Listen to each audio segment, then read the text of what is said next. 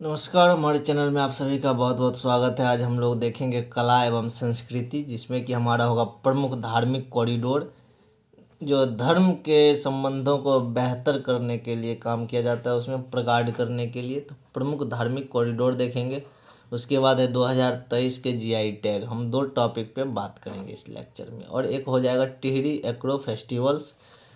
तो तीन चीज़ें देखते हैं धार्मिक कॉरिडोर में क्या क्या है, इसको याद करने का प्रयास करते हैं। अक्षय वट पातालपुरी सरस्वती कूप कॉरिडोर, जो कि प्रयागराज में होगा और यह प्रस्तावित है। ठीक है, प्रगति में क्या है, प्रस्तावित है। कौन कौन सा, फिर से एक अक्षय वट से पातालपुरी, पातालपुरी से सरस्वती कूप कॉरिडोर ये बनेगा, जो प्रयागराज में बनेगा, प्रस्तावित है। हनुमान मंदिर कॉरिडोर, जो कि प्रयागराज में बनेगा, यह भी प्रस्तावित है। द्वादश माधव मंदिर कॉरिडोर, यह भी प्रयागराज में प्रस्तावित है। भारद्वाज कॉरिडोर प्रयागराज में प्रस्तावित है। महाकाल कॉरिडोर उज्जैन में ये निर्मित हो चुका है, उज्जैन यानी कि मध्य प्रदेश। बांके बिहारी कॉरिडोर मथुरा में है, उत्तर प्रदेश में, यह निर्माणाधीन है यानी निर्माण हो रहा है। विंध्य कॉरिडोर, जो कि विंध्याचल मिर्जापुर उत्तर प्रदेश में है, जो कि निर्माणाधीन है। काशी विश्वनाथ कॉरिडोर वाराणसी उत्तर प्रदेश में, जो कि बन चुका है। तो फिर से ध्यान रखना है, अक्षयवट पातालपुरी सरस्वती कूप कॉरिडोर प्रयागराज, हनुमान मंदिर कॉरिडोर प्रयागराज, द्वादश माधव मंदिर कॉरिडोर प्रयागराज, भारद्वाज कॉरिडोर प्रयागराज, ये चारों के चारों प्रस्तावित है और ये उत्तर प्रदेश में है। ठीक है, अब आता है क्या, महाकाल कॉरिडोर, जो कि मध्य प्रदेश उज्जैन में है, बन चुका है। बांके बिहारी कॉरिडोर, बांके बिहारी तो भगवान कृष्ण जी के नाम से मथुरा हो गया, उत्तर प्रदेश, जो निर्माणाधीन है यानी बन रहा है। विंध्य कॉरिडोर विंध्याचल मिर्जापुर उत्तर प्रदेश में, यह भी निर्माणाधीन है। और काशी विश्वनाथ कॉरिडोर काशी में है, काशी यानी बनारस, यानी कि जहाँ पर जो है नरेंद्र मोदी का जो संसदीय क्षेत्र है, वहाँ पर क्या हो रहा है, बन चुका है ये। अब आते हैं 2023 के जीआई टैग किसको किसको मिला है, उन चीज़ों को देखते हैं।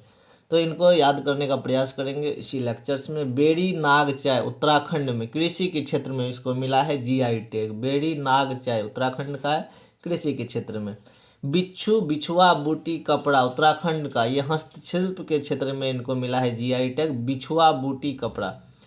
उसके बाद आता है मंडुआ उत्तराखंड में, कृषि के क्षेत्र में मिला है। मंडुआ उत्तराखंड कृषि क्षेत्र में। झंगोरा उत्तराखंड कृषि क्षेत्र में। गहत उत्तराखंड कृषि क्षेत्र में, ये सारे के सारे उत्तराखंड में ही है। गहत, लाल चावल, काला भट्ट, माल्टा फल, चौलाई, रामदाना, बुरांस का रस, पहाड़ी तूल ताल, लिखाई और लकड़ी का नक्काशी, नैनीताल मोमबत्ती, रंग वाली पिछोला, लीची, आरू, रामन मुखौटे, अल्मोड़ा लखोरी मिर्च, सी बकरथोन फल, किश्तवाड़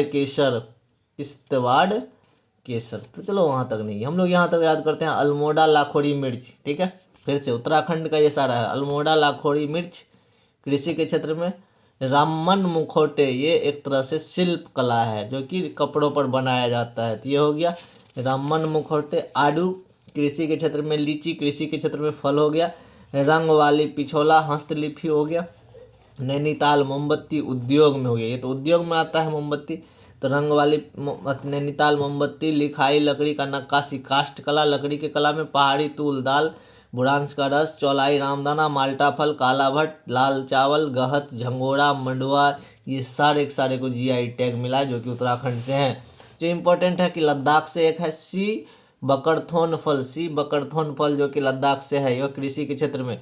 उसके बाद केसर की बात करें तो जम्मू कश्मीर हो गया। किश्तवाड़ केसर, कौन सा केसर, किश्तवाड़ केसर को जीआई टैग मिला है, जो कि कृषि के क्षेत्र में। गोवा का काजू, गोवा में तो आसान है, कृषि के क्षेत्र में। याक छुड़पी चुड़पी अरुणाचल प्रदेश कृषि के क्षेत्र में। खामती चावल अरुणाचल प्रदेश कृषि के क्षेत्र में। तांगसा वस्त्र हस्तलिपि अरुणाचल प्रदेश का। तांगसा वस्त्र हस्तलिपि अरुणाचल प्रदेश।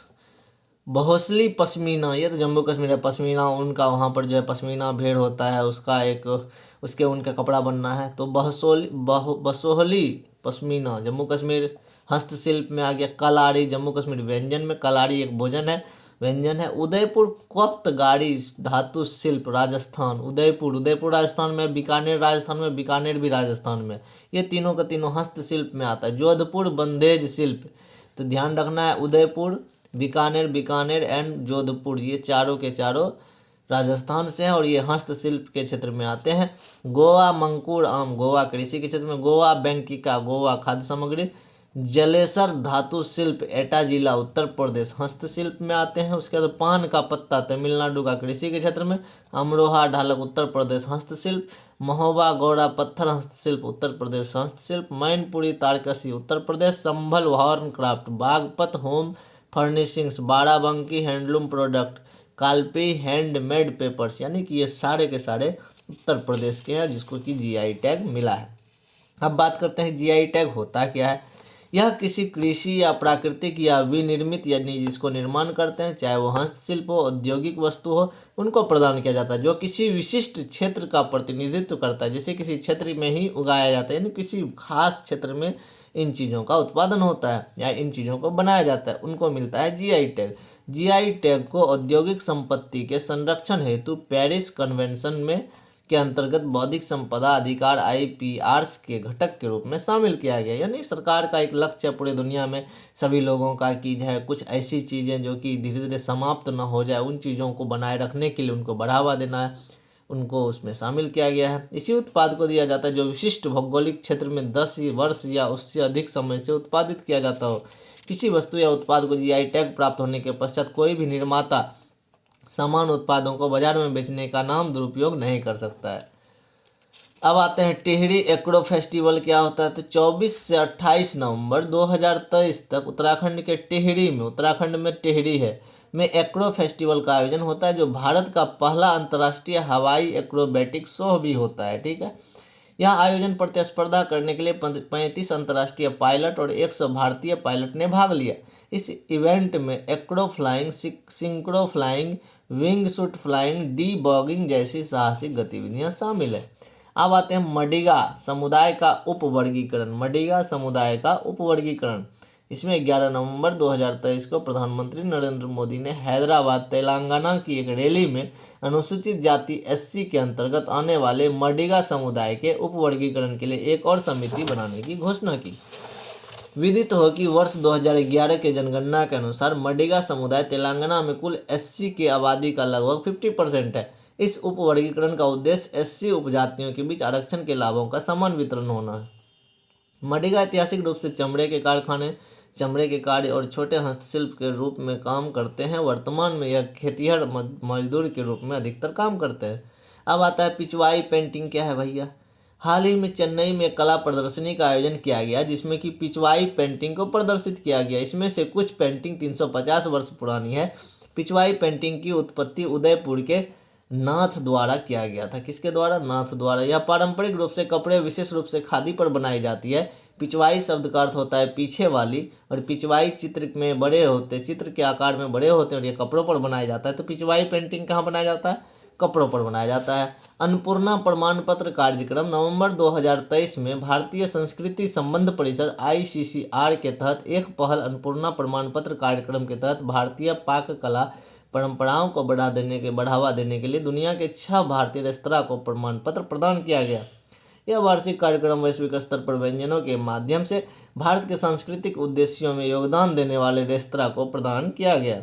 देसी व्यंजन परोसने वाले दुनिया भर के 6 भारतीय रेस्तरां को इस साल के अन्नपूर्णा प्रमाण पत्र के कार्यक्रम के लिए चुना गया, जो कि निम्नलिखित है: Balaji dosa Kandy Sri Lanka, Indian street food and company Stockholm Sweden, Amber India restaurant San Francisco USA, naan and curry एक जातीय भारतीय रेस्तरां सैन एंड जोन्स Costa Rica, Mumtaz Mahal restaurant Muscat Oman, Namaste India restaurant Ulan Bator Mongolia. तो कुल मिलाकर के ऐसे 6 रेस्तरां को जो कि विदेश में है, जो भारतीय लोग उसको चला रहे नहीं, उनको एक प्रमाण पत्र दिया गया, अन्नपूर्णा प्रमाण पत्र। अब है कोझिकोड और ग्वालियर। 31 अक्टूबर 2023 को साहित्य और संगीत में उसके योगदान की एक महत्वपूर्ण मान्यता को दर्शाते हुए केरल के कोझिकोड और मध्य प्रदेश के ग्वालियर को यूनेस्को की रचनात्मक शहरों की प्रतिष्ठित सूची में जोड़ा गया।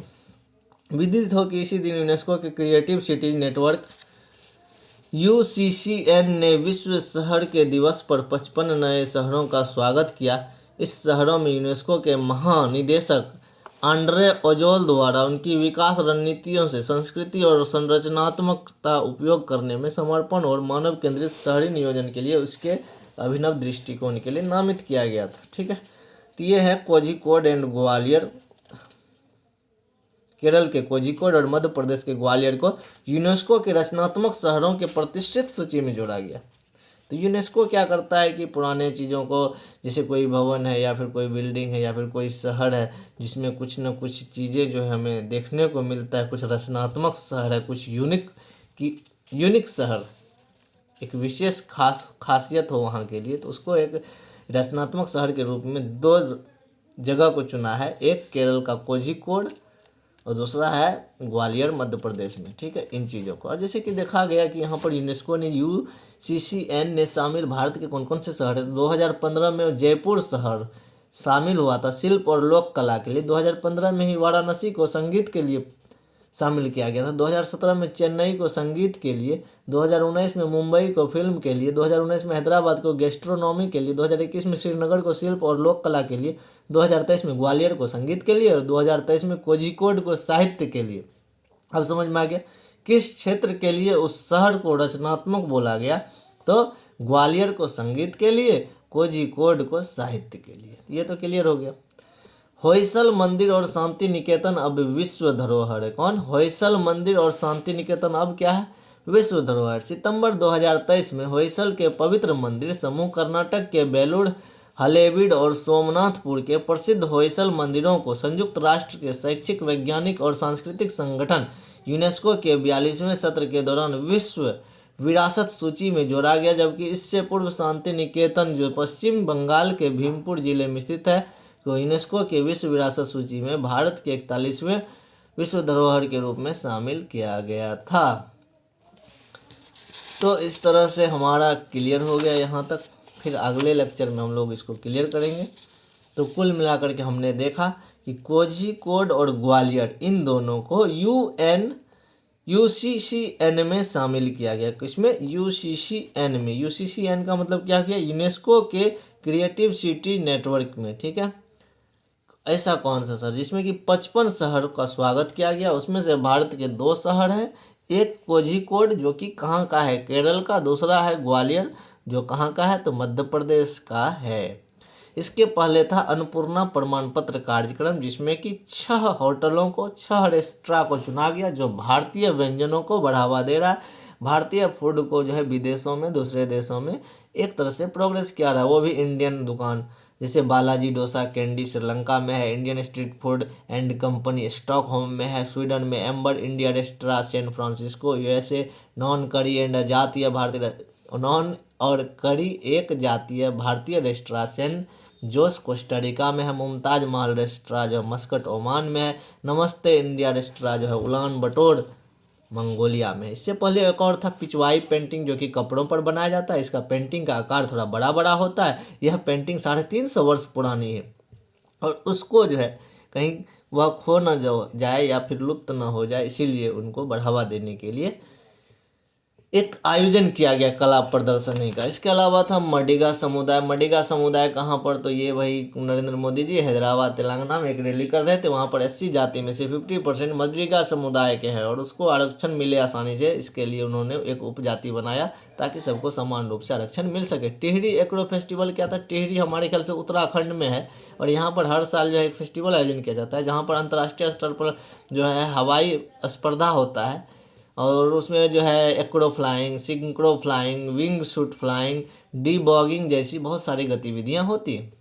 GI टैग की बात तो किए क्या कि कोई ऐसा चीज़, ऐसा वस्तु जिसका उत्पादन जो है किसी विशेष क्षेत्र में करीब 10 सालों से या उससे ज़्यादा से हो रहा और उस चीज़ को बेहतर करने के लिए, उस चीज़ को एक यूनिकनेस देने के लिए GI टैग दिया जाता है।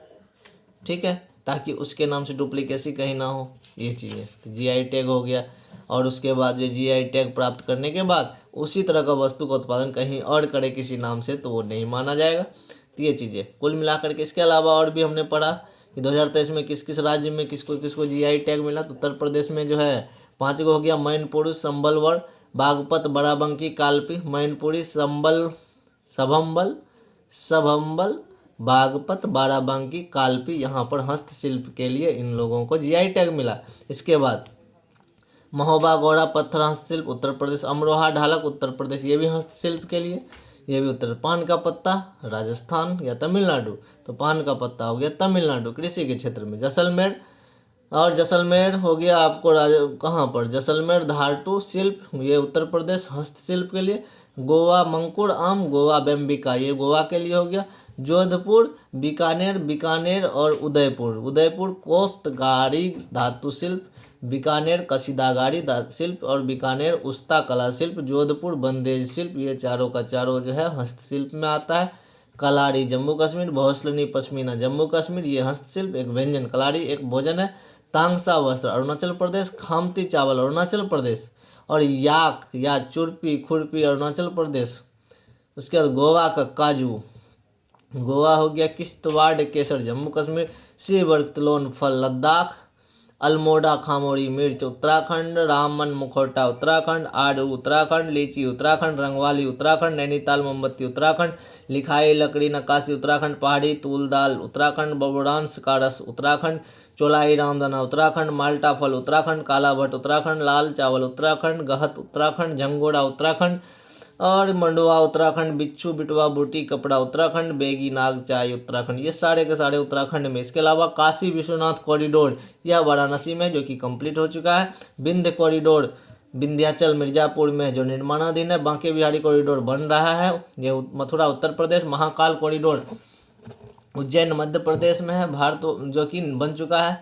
भारद्वाज कॉरिडोर, द्वादश माधव मंदिर कॉरिडोर, हनुमान मंदिर कॉरिडोर, अक्षयवट पातालपुरी सरस्वती को कॉरिडोर, ये सारा सारा निर्माणाधीन है नहीं बल्कि प्रस्तावित है और ये बनेंगे आगे। तो इन चीज़ों को फिर हम लोग देखेंगे आगे। अब यहाँ तक तो हमने रिवीजन कर लिया। उसके अलावा देखते हैं कि क्या क्या है। यूनेस्को के विश्व धरोहर स्थल, यूनेस्को के विश्व धरोहर स्थल में देखते हैं कि विश्व धरोहर स्थल वह स्थान है जो यूनेस्को के द्वारा अपने विशेष सांस्कृतिक और भौगोलिक महत्व के लिए सूचीबद्ध किया गया है।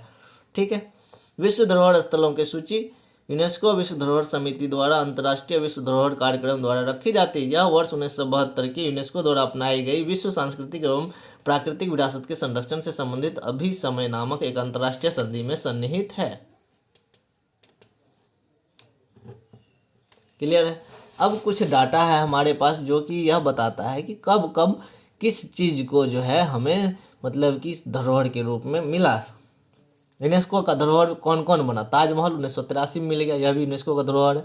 आगरा का किला जो है वह भी 1983 में ही मिला। एलोरा की गुफाएं 1983, अजंता गुफाएं 1983, यानी कि 4 चीज़ों को 1983 में मिल गया। महाराष्ट्र, एलोरा और अजंता महाराष्ट्र में है, आगरा और ताजमहल ये उत्तर प्रदेश में। सूर्य मंदिर उड़ीसा में 1984 में ही मिला। महाबलीपुरम का स्मारक मंदिर स्मारकों का समूह है 1984 में। काजीरंगा उद्यान पार्क 1985, केवलादेव राष्ट्रीय उद्यान 1985, मानस वन्यजीव अभ्यारण्य 1985, गोवा के चर्च और कॉन्वेंट 1986।